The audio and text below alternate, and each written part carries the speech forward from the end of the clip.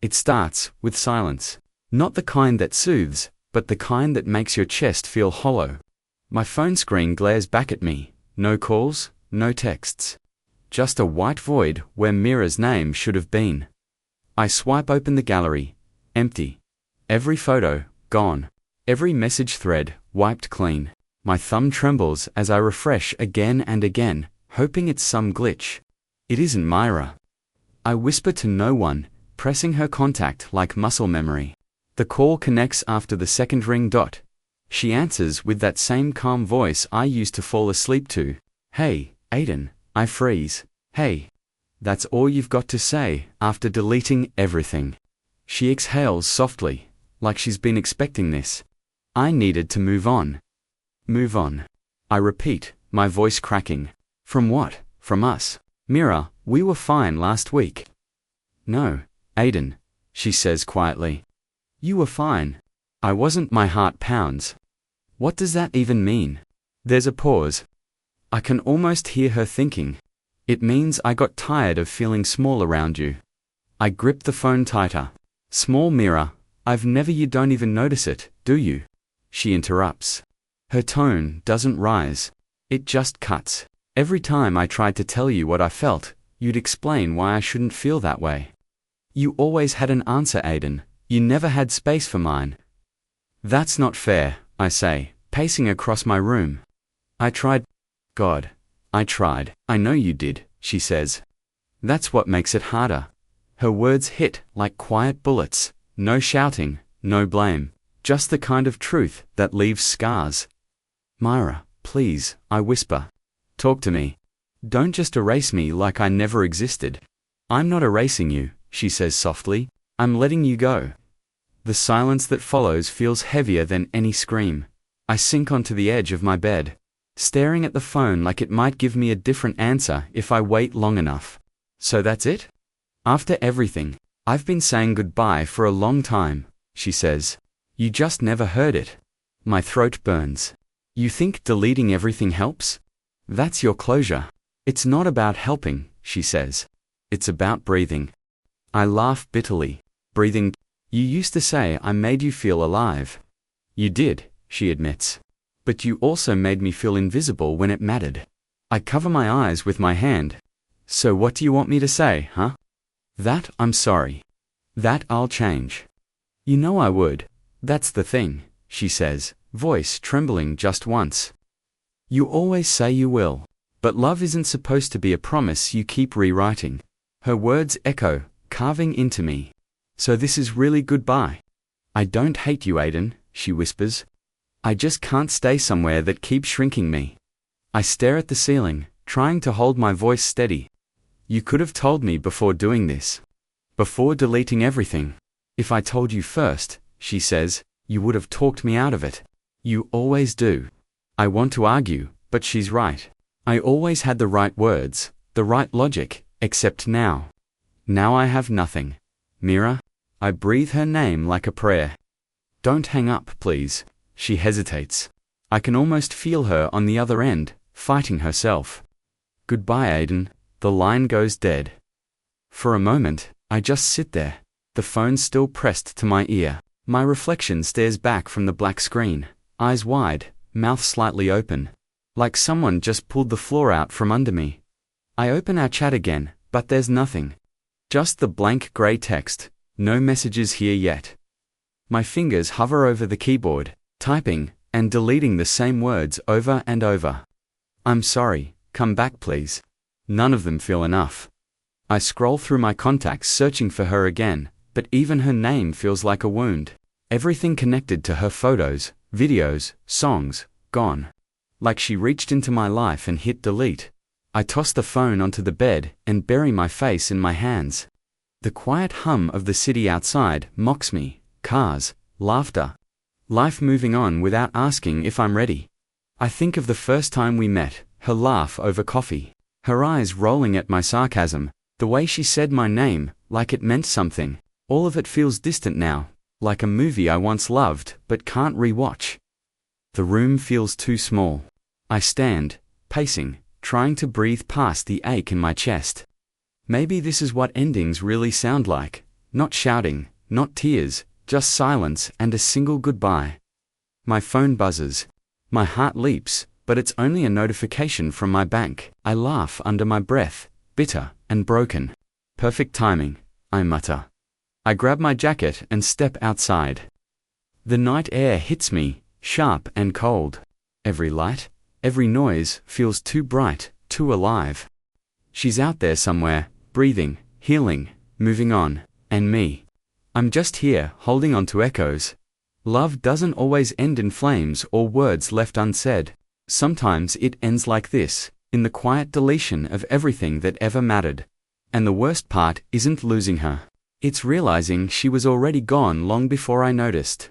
The cafe still smells like burnt espresso and vanilla syrup. I sit in the corner where she used to wait for me, sketching hearts on napkins with that blue pen she always carried.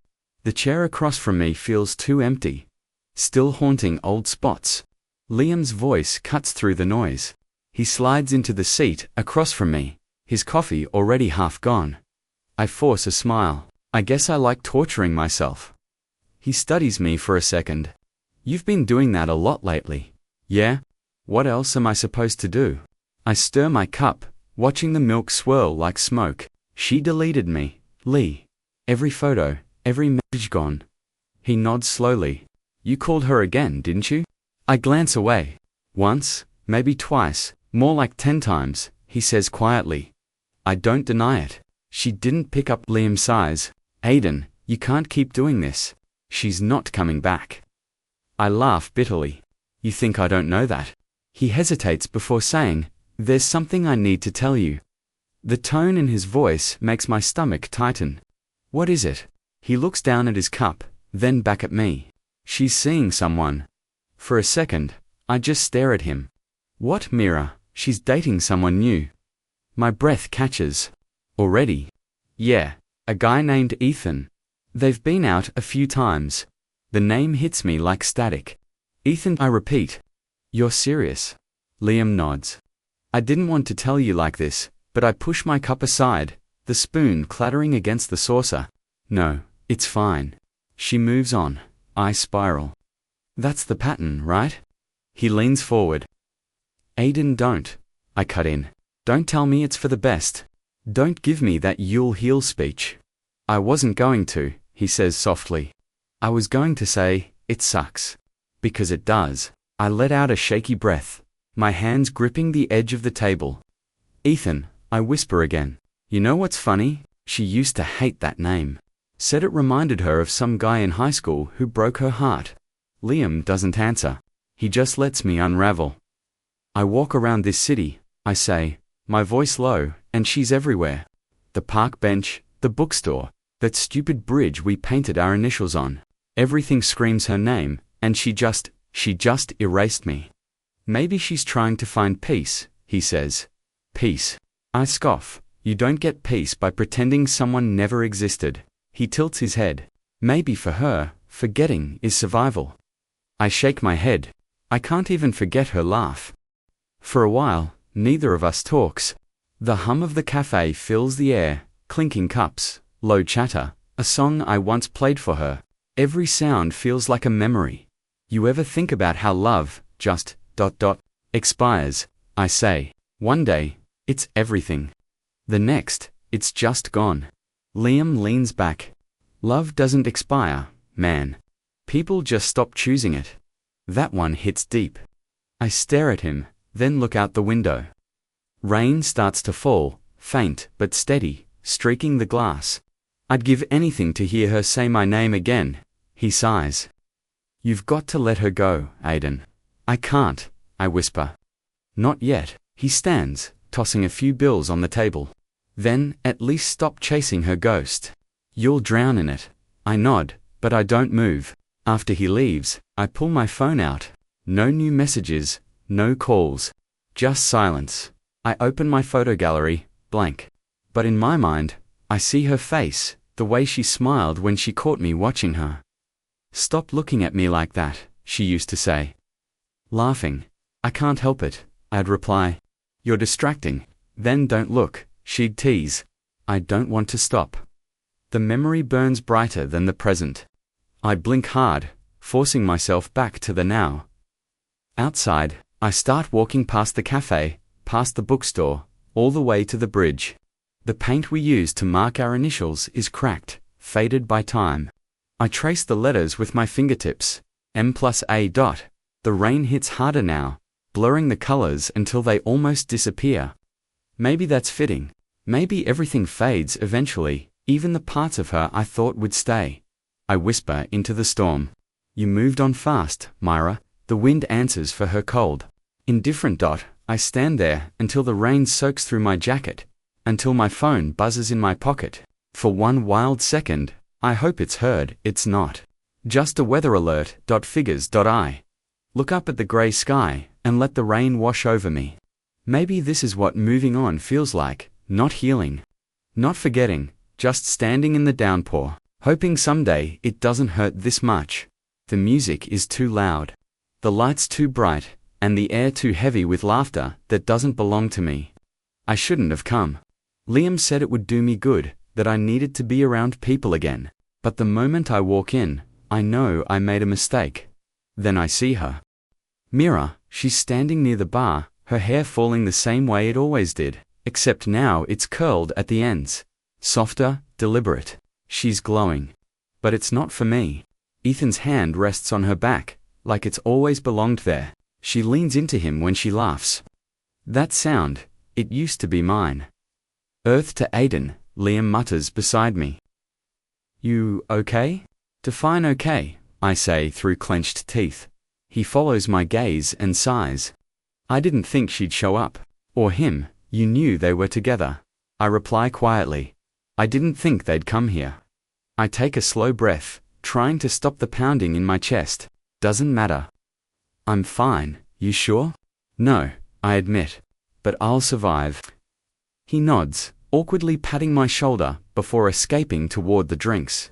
I stay frozen, pretending to check my phone, pretending I don't feel the ground shifting beneath me. Then Aiden. Her voice, soft, familiar, distant. I look up. She's standing a few feet away, Ethan beside her, his hand still possessive on her waist. Mira.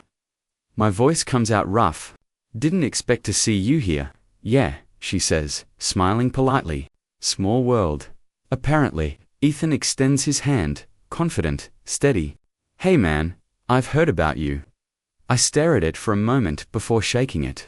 His grip is firm, too firm like he's claiming something. All good things. I hope, I say, forcing a smirk.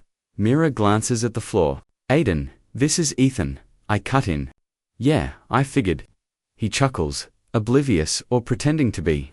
Mira told me you used to hang out a lot. Used to. The words sting. We did, I reply. Once upon a time. An awkward silence stretches. She tucks her hair behind her ear, the same nervous habit I used to tease her about. It's good to see you, she says finally. Is it? She hesitates. I hope so. Before I can answer, someone calls her name from across the room. She gives me a small nod, a smile that doesn't reach her eyes, and walks away with Ethan's arms still around her. I watch them go until the crowd swallows them both. Liam returns, holding 2 drinks. So, how'd that go? Like open heart surgery without anesthesia, I mutter. He grimaces. That bad, huh? I take the glass from him and down half of it in one gulp. She's happy, Liam. Laughing, glowing, alive, and you're still bleeding. Yeah. I stare at the bottom of the glass. Pretty much. The party feels tighter, louder. Every laugh from her direction twists deeper. Every time Ethan touches her, something inside me breaks a little more. After an hour of pretending, I step outside. The cold air hits hard, but at least it's real. Liam follows a few minutes later. You're bailing? Yeah, I've reached my quota of fake smiles. He hesitates. There's something I need to tell you before you go. Can it wait? It shouldn't. His tone makes me pause. What is it? He looks around, lowering his voice. You deserve the truth, Liam, I warn. Just say it. He rubs the back of his neck. Mira and Ethan. They were seeing each other before you guys broke up. For a moment, I don't react. The words don't register. Then they hit hard. What? It wasn't serious at first, he says quickly. Or maybe it was. I don't know. But she was spending time with him, even while she was still with you. You're joking. My voice is quiet, too calm. I wish I was. The parking lot spins. My fingers tighten around the car keys until they bite into my palm. How long have you known? A few weeks, he admits. I didn't want to make things worse. Worse. I laugh, the sound raw and hollow. You thought not telling me was better. I was trying to protect you, man, from what? I snap. From the truth. From realizing the woman I loved was already halfway gone. He looks guilty. Aiden, don't, I cut him off. Just don't, he sighs, backing off. I'm sorry. Yeah, I whisper. Me too. I walk to my car, my legs barely steady. Once inside, I grip the steering wheel, staring straight ahead. The streetlights blur through the windshield, stretching into streaks of gold.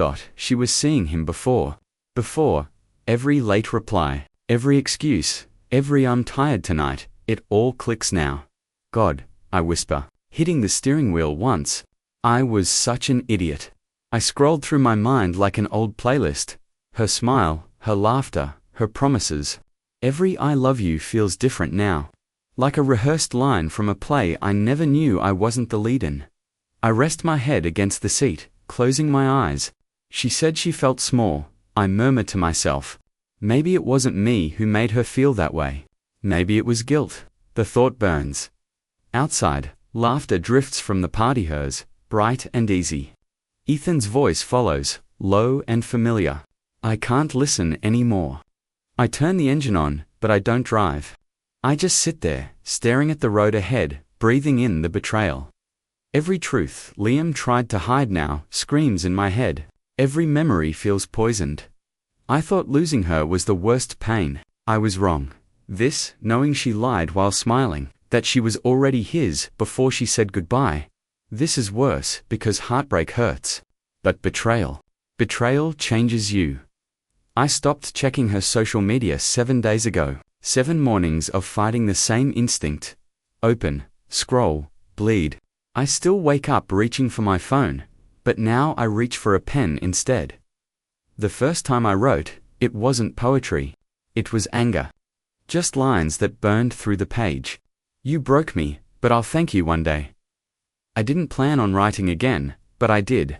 Every night. The journal became my only voice when silence got too loud. You're writing again? Liam asked one evening, leaning over my desk. Not really.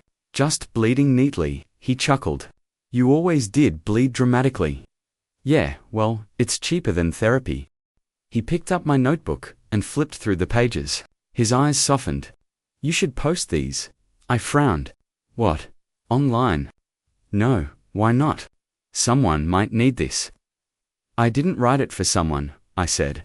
It's just for me. He shrugged. Maybe healing is contagious. I snorted. That's the dumbest thing you've ever said. Probably, he admitted, grinning, but come on, man. You've got a gift. Let people see it. I hesitated, staring at the ink smudges on my fingers. What if it's too raw? Then it's real, he said, and that's exactly what people need. That night, I stared at the screen for hours before finally creating an account. Username. I uploaded one post, a short piece from my journal. You said love shouldn't hurt. Maybe you were right, but the fire you left behind, it's the only thing keeping me warm. I clicked publish, closed the laptop, and told myself I didn't care. But I did. The next morning, there were 12 likes. By the third day, there were hundreds. Comments flooded in, strangers saying, "You wrote my pain, this saved me tonight. How did you get inside my head?" It felt strange, being seen through words I never meant for anyone. Liam called. You're going viral, man. I laughed. Viral's a stretch. It's just sad people resonating with a sad guy. Hey, don't downplay it. They feel you. That's rare. Yeah, I said quietly. Feels weird though, like they're reading pages from my chest. That's what makes it beautiful, he said. Keep posting. So I did. Each post became lighter. Less anger, more reflection. The fire in me shifted, not destructive anymore, just steady. One night, I got a message that stopped me cold. Maya, your words. They helped me breathe again. I typed, thank you. I didn't think anyone actually read these deeply. Maya, I read every one. I was in something that almost broke me. When you write, it feels like you understand. Maybe because I do, I replied. She sent a small heart emoji. Simple, but it lingered longer than I expected. We started talking about books, music, late-night thoughts. She never pried, never asked about Mira, just listened. Why do you write? She asked once. To remember who I am without her, I said. You too, remember, I still exist after him. That line stuck with me. Liam noticed the difference almost immediately. You're smiling again, he said one afternoon. I'm writing, I replied, and maybe that's enough. He nodded. See, fire doesn't just burn things down, it forges them. I smirked. You get that from one of my posts. Yeah, he admitted. But I'll pretend I'm wise. Days turned into weeks. My following grew, people from everywhere sending messages like, you wrote my story. You made me cry in a good way. One comment stood out. Pain is just love looking for a home. Thanks for giving it one. I stared at that for a long time. Maybe all this writing the nights, the ink-stained fingers, was building something out of the wreckage. Maya messaged again that night. Maya, you ever think pain chooses us on purpose? Like it knows who can survive it? Maybe, I replied. Or maybe it chooses the ones stubborn enough to turn it into art. She sent another heart. You're turning into one of those poetic guys. Liam teased later. Guess heartbreak's good for branding, I said with a grin. But deep down, it wasn't about branding. It was survival, mine, and apparently, others. I wrote again that night. The pen gliding easily now. You left, but the silence you gave me became the loudest song I've ever written. And somehow, it's reaching people who needed to hear it. When I finished, I felt something I hadn't in months. Peace. Not joy, not closure, just peace. I looked at the clock. 2:47 a.m. The world was asleep. But for once, I wasn't lonely in it. Pain had turned to fire. And maybe, just maybe, I was learning how to control the flame. I stared at my screen, fingers hovering over the keyboard, unsure where to begin. My posts had started getting comments, people saying my pain spoke to them. But tonight, one message stood out. Your words feel like home, it said. Signed by someone named Maya. I hesitated before replying. Home isn't always peaceful. A few minutes later, she wrote back.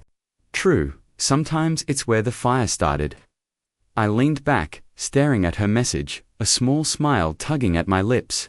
For the first time in months, someone got it. Did you lose someone too? One typed yes, she replied. Someone I thought would never leave. I hesitated. Same here.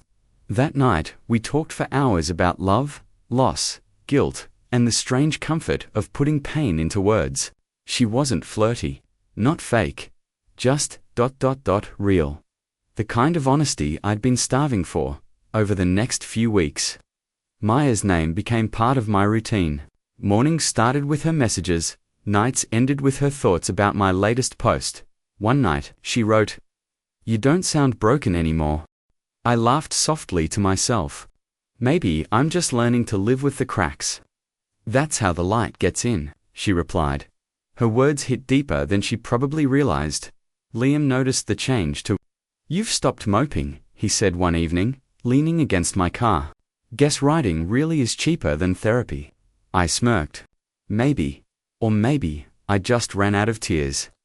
He handed me a coffee. You've turned pain into poetry. I'm proud of you, man. Don't be, I said. It's survival, not talent, still counts. I shrugged, sipping the coffee, staring at the streetlights flickering in the distance. You heard about Mira? He asked suddenly. My grip tightened around the cup. What about her? She and Ethan. Not doing great. Word is, he cheated. For a moment, my chest went still. Then came an unexpected feeling. Not joy, not revenge. Just quiet. Guess the universe doesn't forget, I murmured. You're not happy? Liam asked. I shook my head. No, I just, don't care anymore. He studied me for a second. That's growth, man. Proud of you. I didn't feel proud. I just felt done. The kind of done that comes after every piece of you has already burned. That night, I sat at my desk again. Maya had messaged. You're quiet tonight, she said. Just thinking, I replied. About how peace feels strange after chaos. She sent a typing bubble, then paused. You deserve strange peace. You've earned it. I smiled. You too. There was a pause, then she wrote, sometimes I think people like us aren't meant to heal completely. We just learn to write better versions of our pain. Then maybe that's what living is, I said. Rewriting pain until it stops hurting. She replied with a single heart emoji. Not romantic, comforting. I opened my old drafts, the ones I'd written when everything hurt too much to say out loud. You broke me, but I'll thank you one day. One line read, maybe this was the day. Weeks passed. My followers grew. My posts got shared. But the fame didn't matter. What mattered was the message that came after every post, someone saying, you wrote my story. Every time I read those words, I remembered that night I sat in my car, shattered. Now, that version of me felt like a stranger I once pitied. Maya messaged again. It's strange, isn't it? The people who break us end up teaching us how to rebuild. I replied, and the ones who understand us remind us why it's worth it. She wrote, so, who's rebuilding who? I smiled at the screen. Maybe we're just walking each other home. Outside, rain began to fall, soft, forgiving. I closed my laptop, watching the droplets race down the glass. For the first time in forever, I didn't feel the need to look back. Mira could chase her perfect illusions. Ethan could face his own karma. And me. I had words, peace, and a quiet connection that didn't demand anything from my heart except truth. Sometimes, karma doesn't scream. Sometimes it just whispers, you're free. It was a quiet Thursday evening when my phone buzzed. Mira, can we talk? For a full minute, I just stared at the screen. My first instinct was to ignore it. But something in me, curiosity, maybe closure, made me type back. Me. About what? Mira, just, please. One conversation. Against my better judgment, I agreed. We met at the small cafe near the lake, the same place where we once planned our future over coffee and laughter. Now it smelled of memories I didn't want. She was already there, sitting by the window. Her hair was unkempt, her eyes swollen. The confidence she once wore like armor was gone. Mira, I said quietly. She looked up, forcing a small smile. You came. Yeah. You said you wanted to talk. She exhaled, hands trembling around her cup. I didn't know where else to go. Silence settled between us, thick with everything unspoken. Finally, she whispered, Ethan cheated on me. I didn't flinch. I just nodded slightly. I heard. Her eyes filled with tears. I thought deleting you would delete my pain, she said. But it only got worse. Everything reminded me of what I threw away. I stayed quiet. There was a time when her tears could destroy me. Now they just, existed, she continued, voice shaking. I kept pretending I was happy. I wanted everyone to think I'd moved on, that you didn't matter. But I lied to myself more than anyone. Mira, I said softly, you don't need to explain. I do, she insisted. Because you were good to me. You didn't deserve what I did. I looked at her for a long time. Then why did you? Her lip trembled. Because I was scared. You loved me so deeply, it made me feel small. Ethan was easy, he didn't see me. He just wanted me. I swallowed hard. So you traded love for attention. She nodded, tears falling freely now. And I lost both. For a moment, I felt that old Ike, the one that used to rip through my chest every time I thought of her. But this time, it didn't burn. It just, faded. She reached across the table. Aiden, I'm sorry. I didn't pull away, but I didn't move closer either. You're not saying sorry to me, I said quietly. You're saying it to the version of yourself who thought betrayal would feel like freedom. She blinked, stunned. You always knew how to make words cut deep. I smiled faintly. They don't cut anymore. They just tell the truth. Her eyes searched mine. Is there any part of you that still know? I said before she could finish. I cared once. I would have given everything for you. But somewhere between your silence and my healing, that part of me died. She looked down, her voice barely a whisper. I miss who we were. I don't, I replied gently. Because who we were broke me. Who I am now? Survived. For a long moment, she didn't speak. Just sat there, staring at the cracks on the table, as if they held answers. I stood up, tossing a few bills on the counter. You deleted our photos to forget me, I said. I deleted your name to remember who I am. Her lips parted, but no words came out. I turned toward the door. The evening breeze hit my face as I stepped outside, cool and weightless. Behind me, I heard the faint sound of her sobbing, soft, lost, and distant. I didn't look back. Not because I was angry, but because I was finally free. Walking to my car, I whispered to myself, some apologies aren't meant to fix anything. They just remind you, you've already healed. That was the last time I saw her. It's strange how time heals in silence. No fireworks, no big moments, just gradual peace. Months passed, and my words became my new reflection. Every night, I wrote until my hands cramped, pouring pieces of my soul into sentences that once hurt to form. One morning, Liam called. Dude, you're trending again, he said, half laughing, half shocked. I frowned. Trending? For what? For that story you posted last month. She deleted me to forget herself. It's everywhere. People are quoting it, making videos, even crying over it. You just went viral. I leaned back, staring at the screen. Notifications were endless messages from strangers, thank yous, confessions, heartbreaks. That's unreal, I murmured. Liam chuckled. Guess all that pain finally paid off, huh? Yeah, I said softly. Pain that built something instead of breaking me. After the call, I sat quietly, scrolling through the comments. You wrote my story. I thought I was alone until I read this. Thank you for putting my feelings into words. Each message felt like a heartbeat echoing through the screen. I realized healing doesn't always look like forgetting. It looks like sharing your scars so others feel less alone. Later that week, I received a message from Maya. Maya, hey, I'll be in your city this weekend. Coffee, I smiled.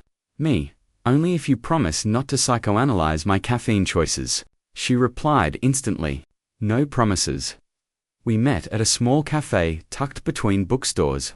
When she walked in, her smile wasn't dazzling, it was warm, grounded, the kind that made silence feel safe. Maya, I said, standing up. You're real, she laughed. Last I checked, we sat, and for a moment, neither of us spoke. The quiet wasn't heavy, it was comfortable. I feel like I already know you, she said. You probably do, I replied. You've read my mind 100 times in my writing.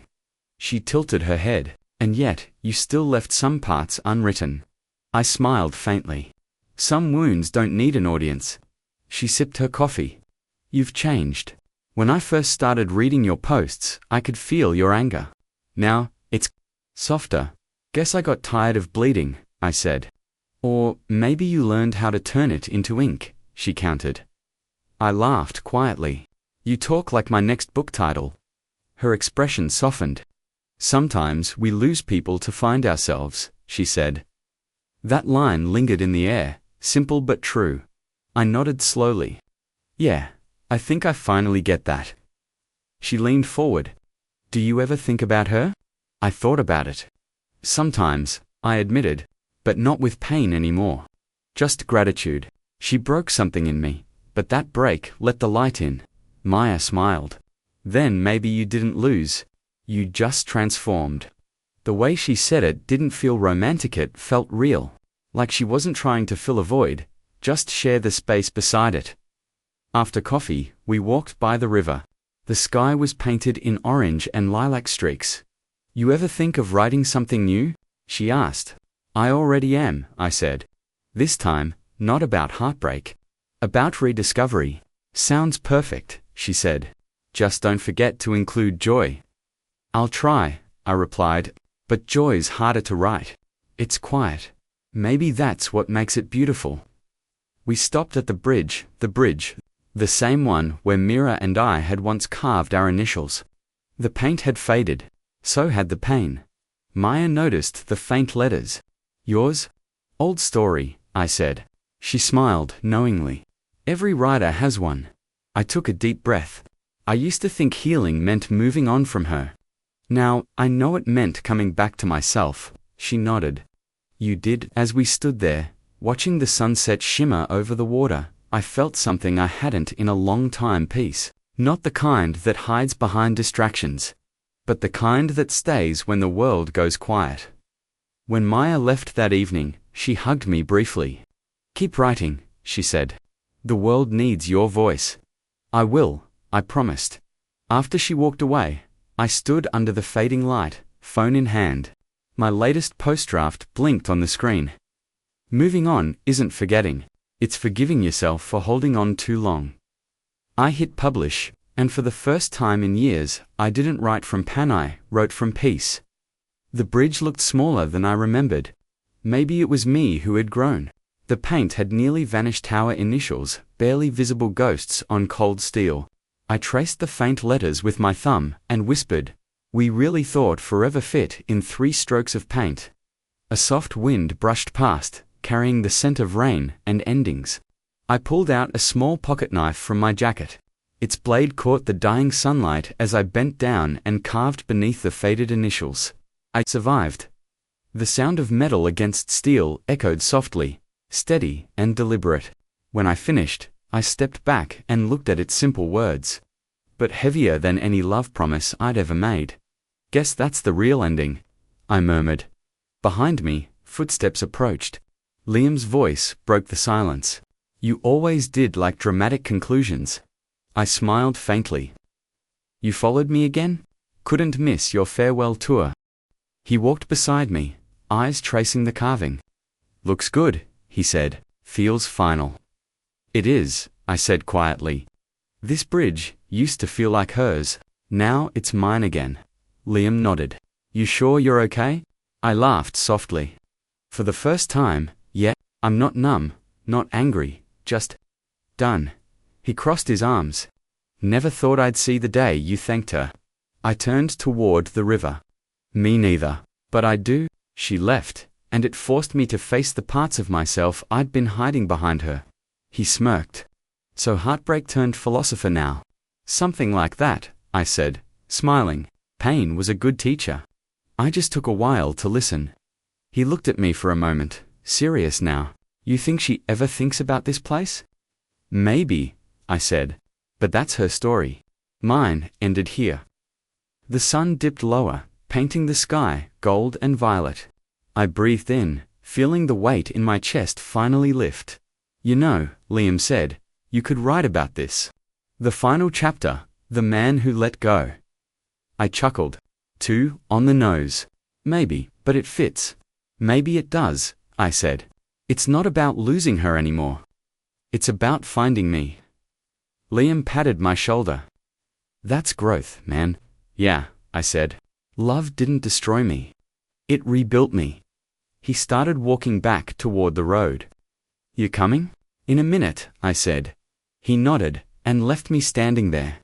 The sound of his footsteps fading into the hum of evening traffic. I looked down at the river again. The reflection of the sunset shimmered across the surface, bright, fleeting, beautiful. Just like us, I whispered to the wind, "Thank you for leaving, Mira." The words felt strange, but right. Not bitter, not broken, grateful. For a long time, I thought healing meant forgetting. Now, I knew it meant acceptance. Pain doesn't vanish. It transforms into understanding. I ran my hand over the new carving again. I survived. I smiled. This story had never been about Mira. It was never about how she left, or who she loved after, or how much it hurt. It was always about me learning to live after love. Learning to delete the pain, not the memories. The wind picked up, tugging at my jacket as I turned toward the fading sun. My reflection rippled in the river ballast. Whole, I took one last look at the bridge, whispered, "Goodbye," and walked away. Each step felt lighter. For the first time in a long time, I wasn't chasing closure. I was walking in it,